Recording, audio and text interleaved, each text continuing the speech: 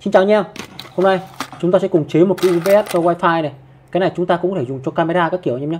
Mình dùng cái module UPS, dùng pin 3S anh em ạ, mua Shopee này. Cái này nó không dùng relay, nó chuyển đổi trực tiếp luôn nên là cực kỳ ngọt ngào luôn anh em ạ. Rồi, mình sẽ cần thêm hai cái ống led này.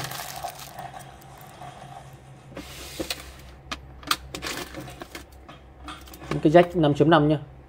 Jack được cái các kiểu luôn.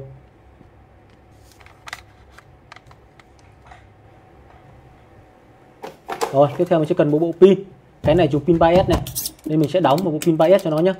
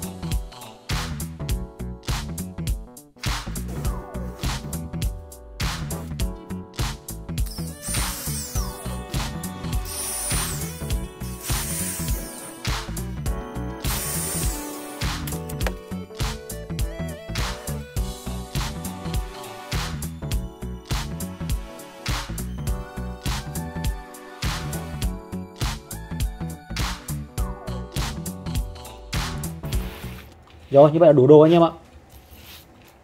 Mình vừa đóng xong 3 viên pin, tiện đóng luôn 2 viên này để hôm nào có việc chế cháo sau anh em ạ.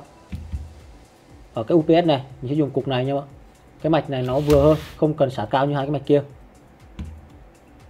Đây là cái module UPS này, 2 bóng led jack DC 5.5, được cái các kiểu này anh em ạ. Cái này thì kết nối cực kỳ đơn giản thôi, anh em có thể xem cái hình nha, mình để trên góc này. Bây giờ mình sẽ cần một cái box cho nó gọn gàng nhất. Mình sẽ đi vẽ 3D nha bạn, vẽ box 3D nhé, cho nó gọn gàng lịch sự. Rồi nha bạn, đây là cái box này. Sau khi ngồi nghiên cứu đó đến vẽ cái này cực kỳ nhanh thôi, mình vẽ hết trong 10 phút là xong cái box này.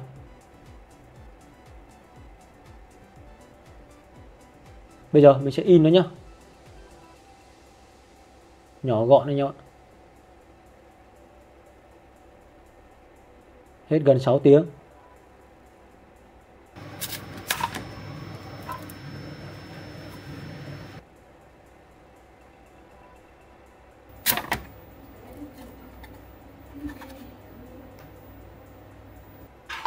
Rồi, vậy là có bốc anh em ạ, ngon lành luôn. UPS KST này, 12V, 15.000 mAh, cổng in, cổng out đủ cả. Về cái UPS này thì anh em không cần xa lạ gì nữa. Chúng ta sẽ giữ cho cái mạng của mình nó luôn online nhé, không bị sập khi mất điện này, hoặc là camera các kiểu cũng không bị sập. Đó, mình làm cái đế này, gắn viên pin vào đây, cực kỳ vừa luôn. Tiếp theo mình sẽ kết nối nó vào anh em nhé. Cái này thì mỗi in out này và battery viên pin nữa là xong. Hai cái bóng led nữa anh em ạ.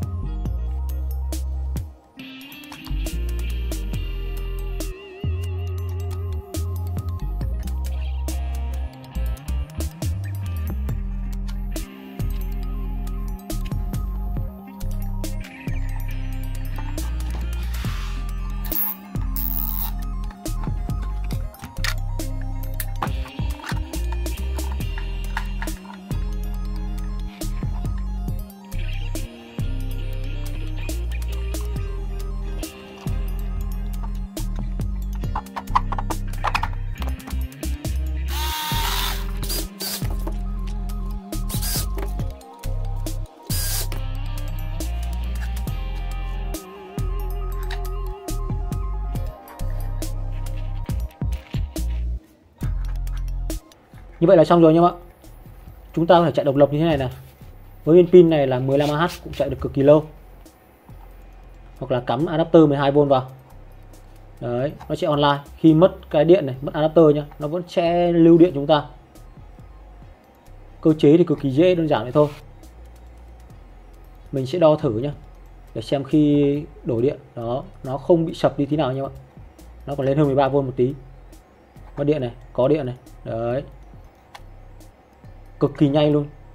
Nhanh các kiểu anh em ạ. Ngon lành luôn. Rồi, bây giờ chúng ta cần đấu vào. À không phải, đấu mà cắm vào cái modem wifi của anh em là xong.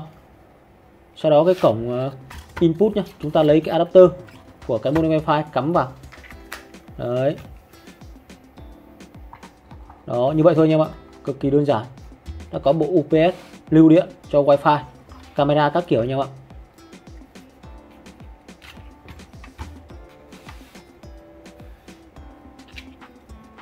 Rồi, như vậy hôm nay chúng ta cùng nhau chế xong cái UPS 12V cho wifi này, camera, những thiết bị gọi là chống trộm chống chiếc mà cần lưu điện anh em ạ. Cực kỳ nhỏ gọn.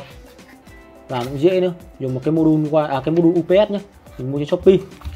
Rồi, gặp lại anh em video sau.